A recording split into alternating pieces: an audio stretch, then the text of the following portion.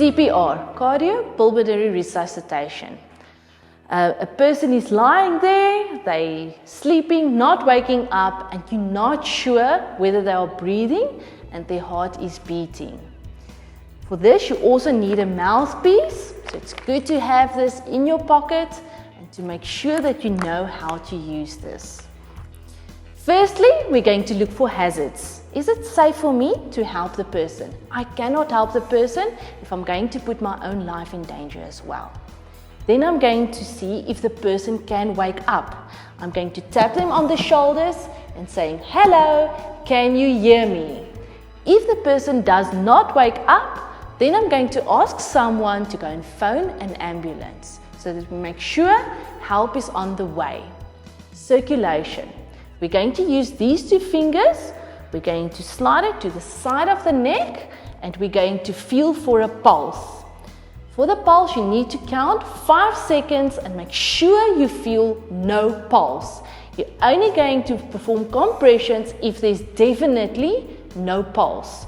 So you're going to count 1, 2, 3, 4, 5. If there's no pulse, then we're going to do compressions. You're going to interlock your fingers, keep your arms straight. You're going to put the palm of your hand in the middle of the breastbone. You're then going to press in quite hard, not too fast. You're going to count out loud and you're going to do 30 compressions. 1 and 2 and 3 and 4 and 5 and 30. After the 30 compressions, you're going to open the airway. You are going to also open the mouth and look for any object inside. If there's an object, you're going to remove it if you are able to. If there's no object, you're going to open the airway by placing your hand on the forehead, your other hand on the mouth, and you're going to open the mouth. You're going to put your ear next to the person's mouth, looking towards the chest. You're going to look, listen, and feel for breathing for 5 seconds. Count out loud for 5 seconds. 1, 2, 3, 4, 5. We are looking if the chest is moving up or down, and we're listening and feeling for any breathing. Make sure that the person is not breathing. You're only going to give breaths if the person is not breathing at all.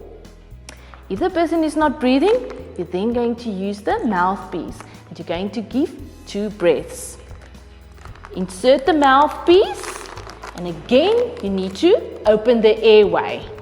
You also have to close the mouth, and you're going to press on the close the mouth, and you're going to blow into the person's mouth. Blow very hard to make sure that the chest moves up and down. 1, make sure you've seen it move, and then a second one. 2. After this, you're again then going to give 30 compressions. You repeat your 30 compressions, 2 breaths for 5 times. After the 5 times, we're first going to stop. I then want to see maybe the person is now breathing by himself and his heart is beating. I'm going to remove the mouthpiece. I first feel again if there is any heartbeat. I'm going to again for 5 seconds feel. If there is no heartbeat, I'm going to repeat the compressions, giving 30 compressions. I'm going to open the airway. I'm going to look, listen and feel for breathing for another 5 seconds. If there is no breathing, I'm going to insert the mouthpiece. I'm going to open the airway again, close the nose and give 2 breaths again. Now I'm keep on repeating this again, 30 compressions, 2 breaths for another 5 times. I will stop again, feel for the pulse. If there's no pulse, I'm going to give 30 compressions. I'm going to open the airway, look, listen, feel for breathing. If there's no breathing, I am going to give 2 breaths. I'm going to keep on repeating this until the person starts breathing by themselves, or his heart starts beating, or if the ambulance arrives. If the person starts breathing and his heart starts beating but he's still unconscious, I'm just going to turn him towards his side. If you do not feel comfortable doing CPR, or you are unsure how to do it, or you don't have a mouthpiece, you don't have to do the breathing.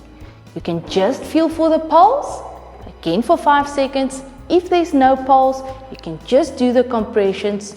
You do 100 compressions and then you stop.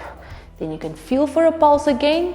If there's no pulse after 5 seconds, you do 100 compressions again. Again, you keep on repeating this until an ambulance comes, or if the person starts breathing and his heart starts beating by himself. CPR for children. That will be a child from 1 year up to about 13 years. Will basically be the same as for adults. The only difference will be when we do compressions is that we use one hand instead of 2 hands. So you will still place your hand, the palm of your hand on the breastbone, still do 30 compressions but only with one hand. CPR for babies. A baby is 1 year and younger. 2 differences when we do CPR. First one will be when we say hello, instead of tapping on the shoulder, you will tap on the foot. You will still say, baby, can you hear me? And then also when we do the compressions, instead of using 2 hands, we will only use 2 fingers. We're still going to place the fingers on the breastbone and do 30 compressions, but we will only use 2 fingers. I please want you to remember that this video we're making is for first aid awareness. This is not that you are completely competent in first aid. If you want to skill yourself to be a first aider, it is a good idea to do a course, an intensive course, and make sure that you're certified when you want to provide first aid as well as CPR.